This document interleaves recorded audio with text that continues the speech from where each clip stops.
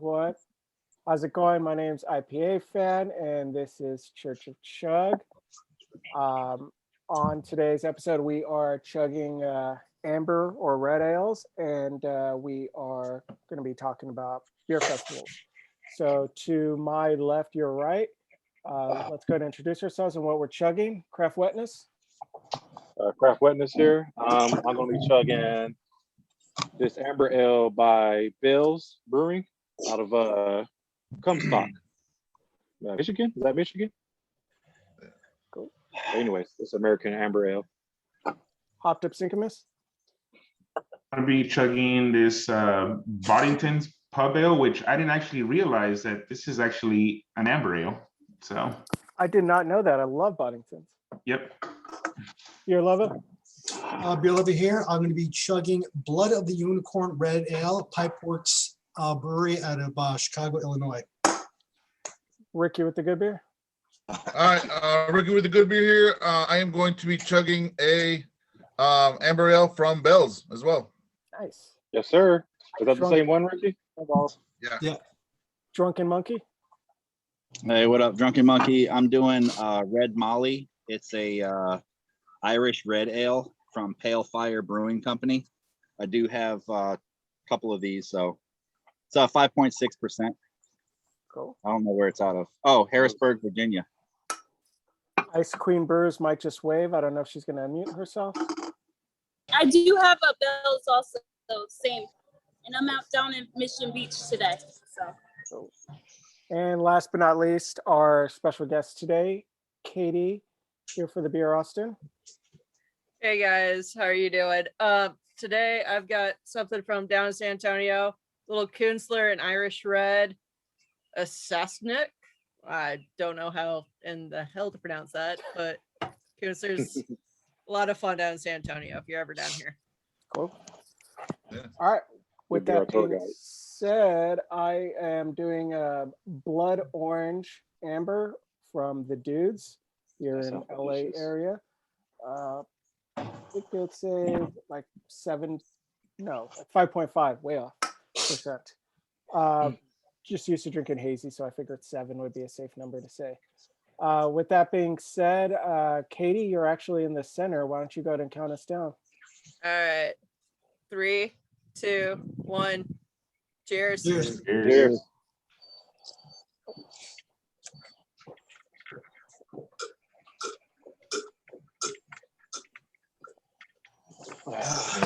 Ooh, that was an easy chug. No. I just got back from having a Mexican dinner. I'm full. But hot. Put this on top of all that. Oh, I enjoyed that. Pretty good. That was really good. Yes. This one went down incredibly smooth, except for the last little malty finish. Just got me at the end. Yes. But Yes. other than that, really, really good going down. So with Not that gonna being lie, that's probably one of my best chugs that I've done with y'all in a scarily long time. So Hey. with that being said, let's go introduce our cruiser beers, and we'll go from there. J Hump. I got this from Henry's Giveaway. Queen Citra, triple IPA, 9.3%. My cruiser beer. Nice. Figure all Citra because it's hot, so that's some orange juice. Henry. It's funny that you say that because I'm actually going to drink the same beer again. So bought a 4-pack, so might as well drink it. Beerlo. Kent Falls Back Pasture Fruiter Conditioned Lager, 5.1. Katie. I'm gonna go a little Nola Brewing down here, a little Nice. optimistical, a sour IPA, and 5.3%. So On a side note, if you go to the actual NOLA brewery in Louisiana, it's really, really dope setup. Really dope setup. yeah. Yeah. Ricky. All right, guys. So I'm going to go with good old Nugget Nectar, which I didn't know was a amber ale, red ale. I always thought it was an IPA, and then I got to reading, and little Nugget Nectar from Trogs out of Pennsylvania. Nice. Drunken Monkey. So I'm doing an IPA actually. This is from Evo Brewing in Salisbury. This is slot number 3 IPA from Evolution Craft Brewing Company. I'm drinking it out of the bottle because we messed up all the other glasses that we had earlier. So good. You sure? And Ice Queen, you taking it easy or you got another one? Yes, I do. It's from 32 North, and it's an IPA, but I can't remember what it was called. So I apologize. Too much fun in the sun. I personally have Just One Thing Strata, hazy out of Green Chick here in Orange County area. And of course, got to drink it in its proper glass. But you don't know, Green Chick, amazing beer. So with that being said, let's go ahead and get into the topic, which is beer festivals. So first, anyone experience any virtual beer festivals? Anybody go to any of them whatsoever? No, I kind of think the price that they're putting on the box that you get, I mean, it's not overly expensive, but let's face it, going to the festival and actually sitting there watching somebody, drinking their beer on a screen isn't as appetizing to me. Yeah. Yeah, no, that I'm gonna go without there, man. Like I thought about getting a few of them, man, but then like you look at the beers that they were selling you, and like I don't know. I just want to sit there and listen to somebody on a computer. I mean, part of going to the beer festival is enjoying the scenery and walking around and stuff like that, and getting to talk to people. I mean, for me anyway. Yeah, and what happens if you get that one bottle that's absolute fire and you want it again? You don't have it again. You can only have it the one time. Yeah. So it's nice to go to the festival and people revisit that one spot and like, okay, let's have this again. So let me hear from the rest of you. Why do you guys think that you weren't so into the virtual beer festivals? Because I think I just go with Ricky right away. And my big thing for a beer festival is to try a bunch of different types of beer. You can't really do that with a box getting sent at your home. Sure, you'll try like 6 or 10, but not the same. Yeah, I would agree with Ricky too. I mean, it's not you want that experience to be out there to try a wide variety of beers, not just a set amount that's in a box. I'm gonna have to agree with y'all on that one and just be like, the other thing is I mean, like the roaming comment, like, hey, if I've got all of my favorite brewers are running after one beer, like, why in the hell do I not want to go see what they're trying to go drink? Because that means there might be something that's not in this box, or hey, or a random, hell, even a food truck just showed up, like, hey, it's time to just sit back, take a second too, not even just about just trying to drink the entire way through. So I'm curious, anybody on this never been to a beer festival? And I'm looking probably your way, J Hump. Have you ever been to a beer festival? Me? Yeah. I've been to like 4 of them. Oh, okay. Ice Queen, you've never been? Oh, actually, I does the Oktoberfest count? I mean, Yeah, of course. More or less. well then, yeah. I mean, Not the one that I I've been went to the Two Roads Oktoberfest beer festivals, but I think they kind of pale in comparison to what I've seen going on with the regular actual beer festivals, where it's just all different types of beers and not just like celebrating German styles. That's your traditional beer fest, though. There you go. Yeah. So What about you, Rich? Have you been to one? So when I was stationed in Japan, they would put one on base where like the facilities on base would actually host it in like a big ballroom or the gym or something like that, and they would just bring in beers from wherever they could really get a hold of them. Usually in the Southeast Pacific area, so it'd be like Korean beers, Thai, Japan, Australian beers, Philippines, and then they would also bring in different like sakis and stuff like that, like plum and stuff like that. I wasn't a big beer drinker, so I tried a couple things. I mean, they give you this small little taster glass. I tried a couple things. I was mainly there for the food. Fair enough. That sounds like an awesome beer festival, dude. Now. Right? Yeah, it was really cool. Yeah. I think with beer festivals, one of the things, other than I think Katie, you alluded to it, like your brewers heading towards one place. One of the things, I don't know, for those of you who haven't really gone to many beer festivals, if you go to a beer festival, you could actually see where a lot of the like brewers or beer backs or whatever working for one particular brewery, and they'll head towards one brewery, and you're like, shit, let me go see what they have, because all these like, you know, people are making amazing beer, don't care about their beer, they just want to go over there. So I'm like, yeah, let me try that out too. And I think one of the awesome things besides that with beer festivals is getting to try a brewery you probably normally wouldn't ever have. I can think of this one called Julian down here in, or no, it's called Nickel Beer Company in San Diego. Way out of my way. It's in a city called Julian that just to get to there is either go to San Diego proper, where you're going to hit like, you know, 35 breweries in a tiny little area, or go to Julian where there's literally 2 breweries. And it's like, where do you go? Obviously with the vast number, but Julian, that Nickel Beer Company is so amazing that I'd never get to try it ever if it wasn't for this beer festival. I think that's one of the cool things about beer festivals. What do you guys think? Definitely. And I think also like, and I can remember to one that I went to, a lot of beer festivals or they offer like a VIP section. And the last one that I went to here in my area, I got a hold of a VIP ticket, and they were pouring bottles from you know, all across the country. They were pouring, you know, some really high end stuff that you would only get if you were in you know, at the beer fest at that time, you know. So it's definitely worth it, you know, if you're one of those that seeks out the more exclusive stuff, you know. Right. So I'm curious, those of you guys probably on the East Coast more, but definitely us over here on the West Coast too.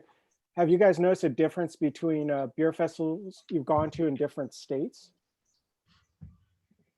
Well, I've only been to festivals in New York. I haven't really ventured out to other ones in other states. What about you? Except for maybe that, but I don't know if that was really considered a festival. We went with Al to this thing called Stout Wars.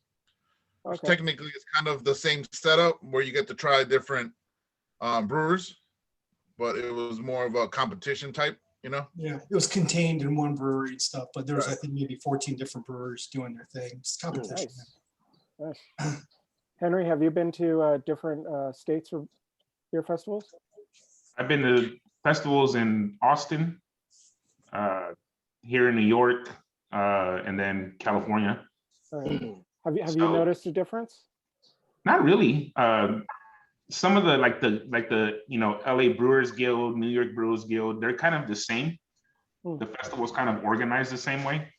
But I would assume, like, for instance, Pastry Town that I got to go to, that's totally different compared to others, because that's just literally nothing but stouts that they're serving you.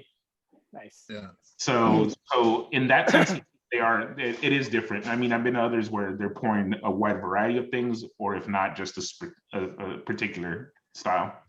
Hey, Ricky, is Pastry Town that one place where you can't feel your leg after? Yeah, dude. Yeah, that's like walk out with diabetes, bro. Pretty much. With going with what Henry says, I've noticed, because in New York, I've been to plenty, but there's different types of beer fest. Some like are very, very centered on one style, like the Pastry Town. A place up here does Soured in September, which is all sour beers, all types of sours and stuff. So you know, you get to try all different types of sours, man. But it's, you know, like Pastry Town, man. At the end of the day, you're done with sours. You don't want to taste them for a while. But then there's other beer festivals that just bring a variety of everything, you know, which I think are the best ones, personally. What about you, Katie? You been to any different states or just Texas? So been to a few, been to one on the central coast of California, one in Seattle, and then one down here in Texas. Nice. I was actually super disappointed in the one on the central coast. Maybe I was just new enough into beer that I just kind of, if I could recognize all the beers, that it wasn't super special. Seattle, I kind of realized that, hey, I was also being a slight idiot, and I was like, oh, Holy Mountain, their line's too long. I don't want to stay in line for 40 minutes for a fucking beer. Who does that? Yeah, circa 5 years ago, I'm fully regretting that comment in my life right there. but I think you can also just get the vibe of everyone's beer scene quickly. Like Central Coast of California, yeah, you have Firestone Walker, but there's other people, but they're not huge. Yeah. Seattle, everyone, you could watch people flock. You watch the brewers flock. Austin was not only, hey, here's the next good beer, but there's the food truck that my aunt, my wife, my cousin owns, and let's just go follow those guys, and then let's keep drinking later on. It also may have just been where I was in my beer life, so it's definitely, I definitely saw a difference. So Yeah, I think one of the reasons I'm asking is because I've been lucky enough to been to a few states, different beer festivals, and one thing that always tripped me out is the fact that not necessarily the state, but the state as well. You can tell like what kind of beer festival you're walking into right away, depending on the signs you see. You see signs where it's like the big places, like let's say Stone or whoever it is, just taking up all the spots. You're like, or Elysian is the big one I saw in Seattle. I'm like, yeah, this is probably not going to be the best type of beer festival in the world. It's you get that feel right away. But I will say in Seattle, I was a little disappointed at, and maybe it was the type of beer festival I went to, but it was more like people who just went to try generic beers and just to get smashed. And there's a time and place for that, I admit. But generally, I think with beer festivals, correct me if I'm wrong, but my whole reason for going is to experience all the different things that there are, the food, the beer, the conversation with random people who maybe even a brewer that you'd never get 5 minutes with talking normally. Yeah. You can sit and bullshit for 15, 20 minutes. Right. Oh yeah. That was the other thing I was going to point out. When before COVID, people were posting their experiences on Instagram at the festivals. It's like they were meeting all the people that you don't normally get to meet physically, that you already follow, that you already talk to, that you already that you've already commiserated with some way through the social media. I would love nothing more than to meet a lot of you all personally, and just accidentally by circumstance. Hey, I know this person.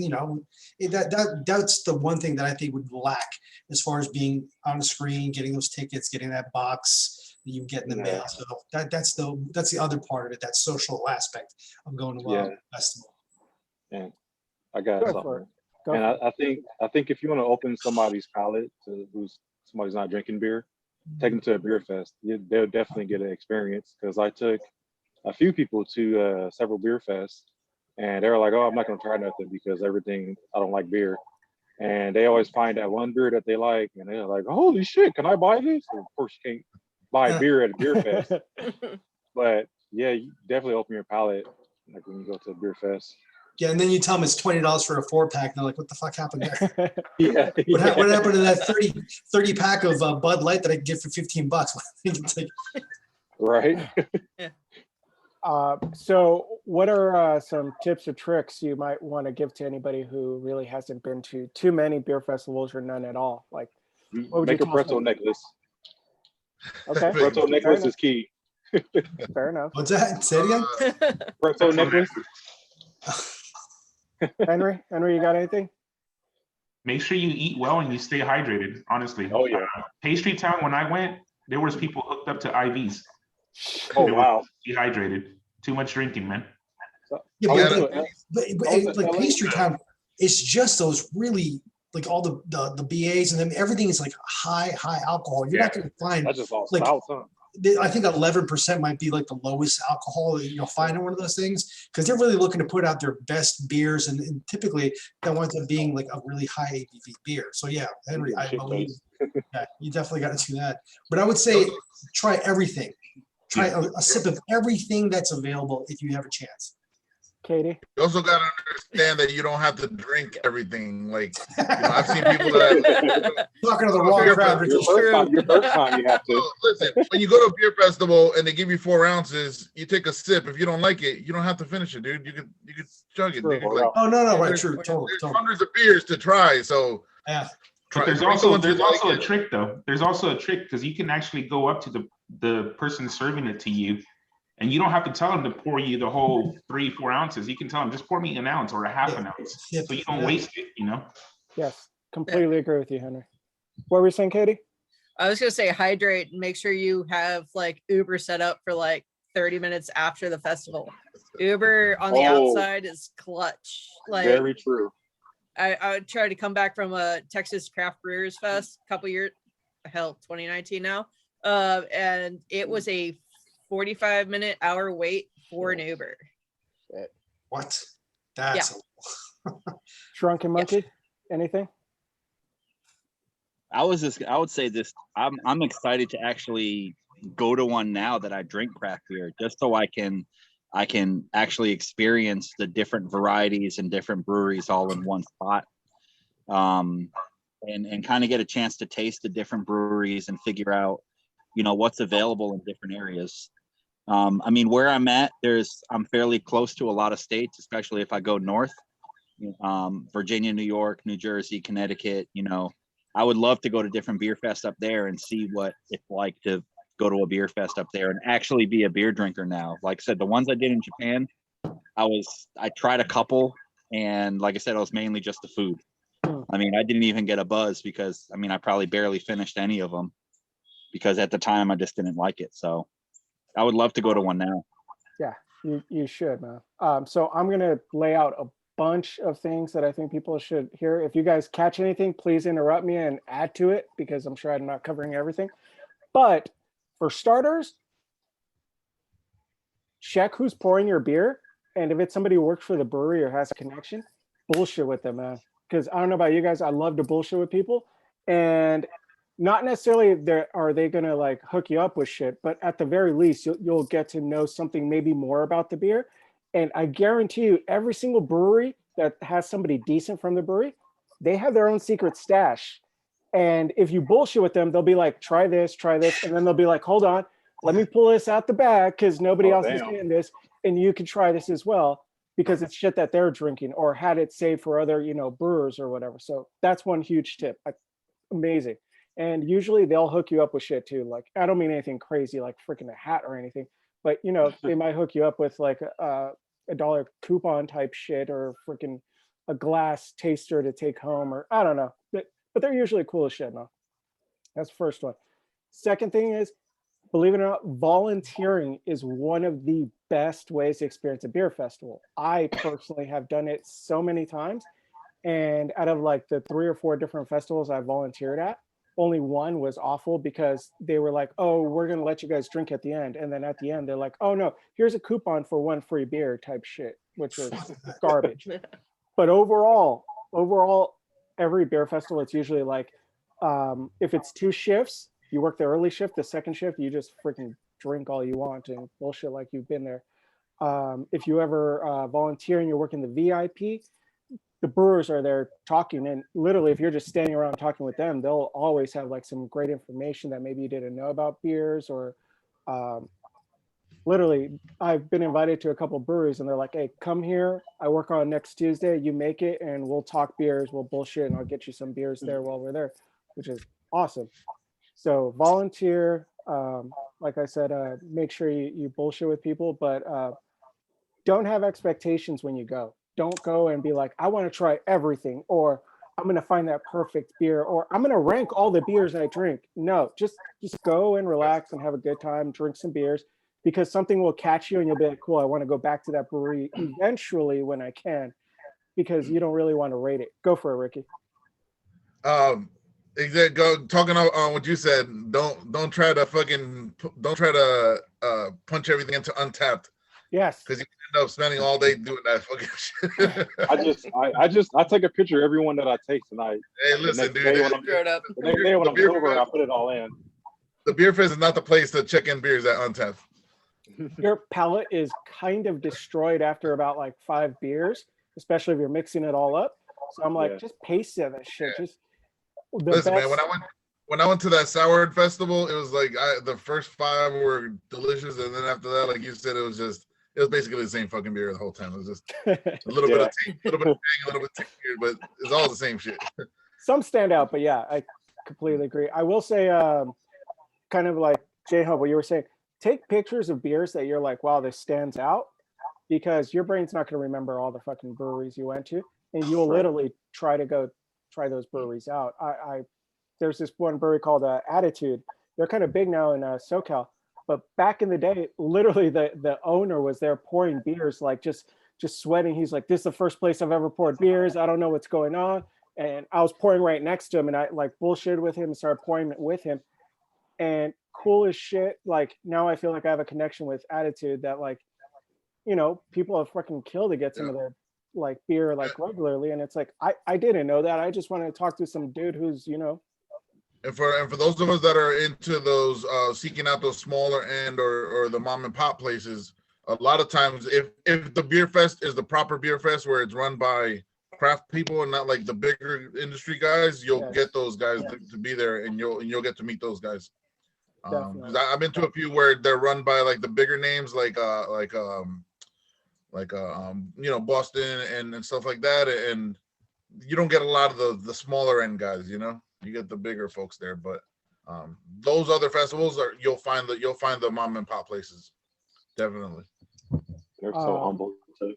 I think when you're booking a brewery or booking a beer festival, look at how many breweries are there, and the quality of beer festivals or breweries that are. Because just because it's like 100 doesn't mean that they're good. On the flip side, if it's like, I don't know, 25, but only the first 5 are things you've actually heard of, you don't know. Those other 20 could be freaking amazing. It's worth a shot if the price isn't too crazy, you know? So. One festival to seek out for is the Great American Beer Festival. Yes. If you ever get the chance to go there, that is amazing. That is a bucket list. We're going to go this year, but it's not happening. And that was something I was going to ask is, are there any out there that are like, besides Great American Beer Fest, because that's kind of, it seems like that's almost like the nationals or like the finals, so to speak, of Beer Fest for the year. Like, are there other ones in states? I'm sure SoCal is insane, but like other states that are just like really up there with a wide variety, just, you know, great environment, food, music, whatever. So I know in New York there's the Bacon and Brew. That's one. Yep. That's all you do is smell bacon and have beer. That's it. Another one, Rich, is just to look at the local Brewers Guild, because a lot of them will actually have a food and beer festival combination type thing. Yep. Yeah, I'm going to throw out a couple actual names. Sam, I'm sure you vouch for this one. We've probably seen each other there, but didn't know each other. Is the San Diego Beer Guild Festival. Freaking awesome. There is nothing wrong with that beer festival. And get to know where everything is, because they have like cask and like stouts upstairs and nobody even goes there. Hence. Have you guys been to the LA? The LA Beer Festival? LA Guild Festival is freaking awesome. That's a whole week. Yep. And one that I haven't been to, but I'm dying to go, and this year's just fell on a weird day. But Beer Zombie Festival looks like it's freaking awesome. And You said what? Beer Zombie. Beer Zombie. That looks like it's going to be awesome. But fortunately, Where's that at? In Vegas? Vegas. Henry, what were you going to say? Wakefest just happened. Oh yeah. Oh, I saw that. And down in with Jake Wakefield. So I've heard really good things about Wakefest. And if you guys ever come to New York, I know I'm kind of biased, but Green City, man. Green City. Run by other is fucking legit, dude. They have other breweries there, right? Yeah. Okay. So has anyone noticed that like anniversary parties are turning into like the new beer festival? Like I went down to Weathered Souls' anniversary, and yeah, most of their taps were theirs, but there was still like 6 to 7 taps that were all guest taps that rotated as fast as their taps did. I'm kind of, if this stays the same, I'm kind of thinking anniversaries might be the new beer fest. Anyone else? I would agree with you on that, because first festival that I actually ever went to was the brewery out in Placentia, California, but it wasn't actually a beer festival. It was an anniversary party. And so massive amount of people, awesome food, but yeah, they also had guest taps that you can try from that local area. So I think actually that's probably one of the new norms that's going to happen. Yeah, the brewery up here, Captain Lawrence, I don't know if you guys heard of them, but for their, not this year, obviously in the past year, but for their anniversaries, they used to do like a beer fest. Most of the taps were theirs, of course, but then you would get people that would come in as well and pour stuff. So that's kind of cool. I kind of think you have to do that with these breweries. I mean, if they're doing their anniversary, it makes kind of sense to have guest taps to bring in other people to try beers that anniversary brewery is hosting. Because some of these people aren't really just looking for that type of beer. It's a good way to get them in the door. It's like, well, I do drink this beer, but I will try your beer because you're hosting another tap. Right. I think another thing that festivals are doing now, and I don't know if anyone can attest to this, but they're putting limits actually on how many people they want in. So they're making them actually more intimate. I like that. You have that kind of one-on-one with the brewery type festivals now. I wonder if that's COVID strictly, or if that's going to continue for a while. Yeah, I'm not sure if that. Yeah. What's that one that Aero Lodge just put on? Was that just a music fest, or was that like an anniversary party? That was just music. That was a Okay. concert. So we kind of already touched on it, but just lastly, anything you guys want to get off your chest as far as like etiquette when you're at a beer festival? Anything that people should keep in mind, or how to carry themselves, which could be at a brewery in general too, or at a bar. But any etiquette you guys want to share? Take your time. Pace yourself. Don't get freaking wild. This is not a freaking competition. It's not an Olympics. And some people just get you know. You're not at a keg party, that's for sure. Yeah. Enjoying the environment, enjoying the beer. You're not looking. I mean, obviously people are going to get completely shit faced.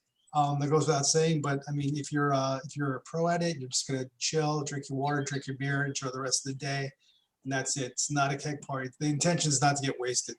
That's right. Yeah, dude. One of the things I would say is just, man, make sure you know, as much as it sounds like a downer or whatever, just follow the damn rules, man, because people fuck up and then the festivals go away and then you can't do shit. You know what I mean? So you fuck around and then we can't have nice things. Yeah. This is why we can't have nice things, right? And Bob, let me point out, Craft Wetness. I love your shirt, man.